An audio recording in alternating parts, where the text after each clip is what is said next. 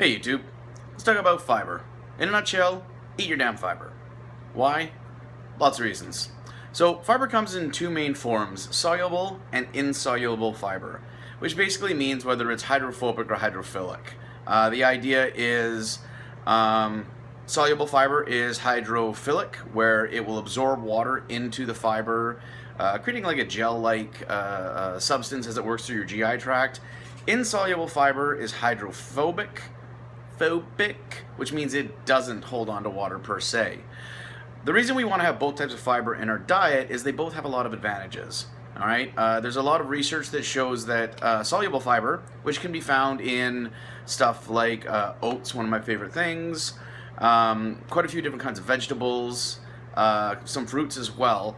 What soluble fiber will do is when it binds together, it will help lower stuff like cholesterol in your system overall, which given today's high cholesterol diets, the fact that everybody that I see in the goddamn hospital is on a statin, which is used to help lower cholesterol, we can all do with a little bit of lowering of your cholesterol. That's why when you see like Cheerios, where it's like heart healthy, helps lower cholesterol, it's because there's a lot of soluble fiber in Cheerios, right? I'm not saying go out and buy Cheerios, I'm just saying that's why you see it on the box. It's because they can make that claim because soluble fiber does help lower cholesterol. Insoluble fiber, on the other hand, it doesn't really get that gel-like glomulation. What it does instead is it adds a bulk to your poops. I'm just gonna let that sink in. Bulk to your poops. All right. Insoluble fiber is found in stuff like whole grain wheats, brands.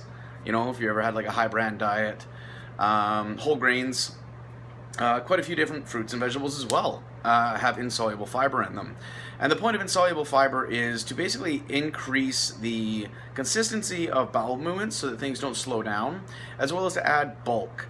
Both of which, like, you're like, okay, so I'm going to shit more and I'm going to shit bigger. Why do I want to do this exactly? Good question. Everything you ever need to know about your body basically comes down to your poops. Believe it or not, it's like a nursing rule. Are you pooping too much or too little?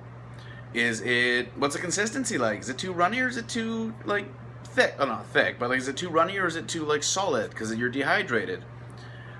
Is there blood in it? Big one. Just saying is all. Your poops and your GI tract tell you a lot more about your body than you realize. And in a North American diet, we don't get enough dietary fiber. Straight up, we just don't. So many people don't eat fruits and vegetables.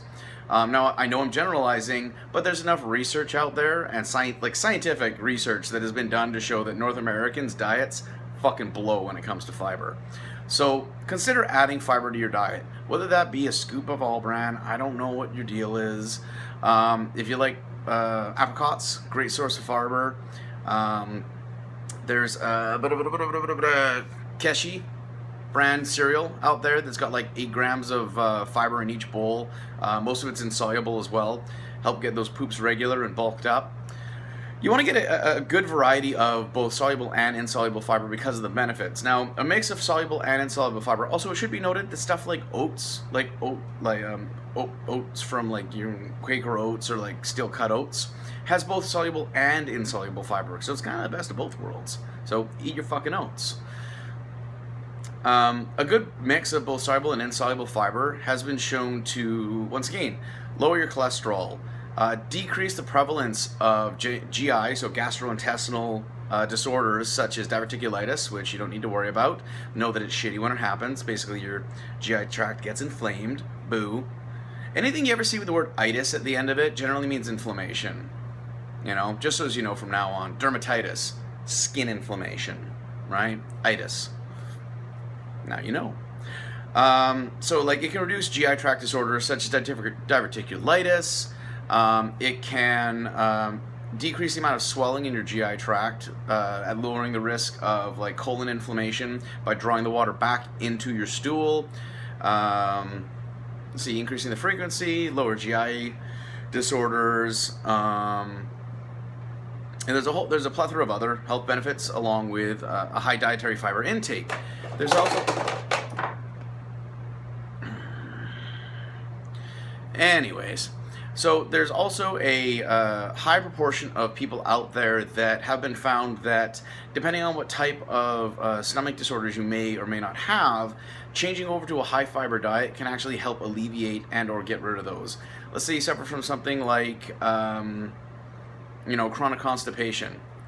High fiber, even if you have like a fiber in your diet, but you have a lot of constipation, going on a higher fiber diet can help alleviate constipation, because constipation sucks out loud.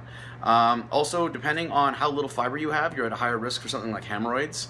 If you ever had a hemorrhoid, it's awful. I had a hemorrhoid once. When I first started lifting heavy, and I didn't really quite know how to deal with my inner thoracic pressure and like such, I ended up giving myself hemorrhoids. Fuck it, it's my channel. So that means that you're taking hemorrhoid cream after every bowel movement and having to lubricate and apply hemorrhoid cream to your fucking hemorrhoids to shrink them because they're irritated. And then every time you poop, every time. So you're carrying hemorrhoid cream around with you, and it takes weeks to go away. So for weeks, you're sticking your finger. Think about that. Hemorrhoids are bad. Eat your fucking fiber. Questions, comments down below. It's really simple. We don't eat enough fiber in a North American diet because we're too interested in like pizza and hamburgers and all the other really fucking delicious things that in reality are low in fiber, and we need to fix that. So get the best of both worlds. Eat your pizza, sure, but get your fiber in as well. That's it, guys. Hope this has been slightly informative.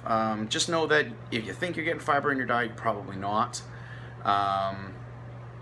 Yeah, fiber. Fiber's good. And as always, guys, eat like a bodybuilder and train like a powerlifter.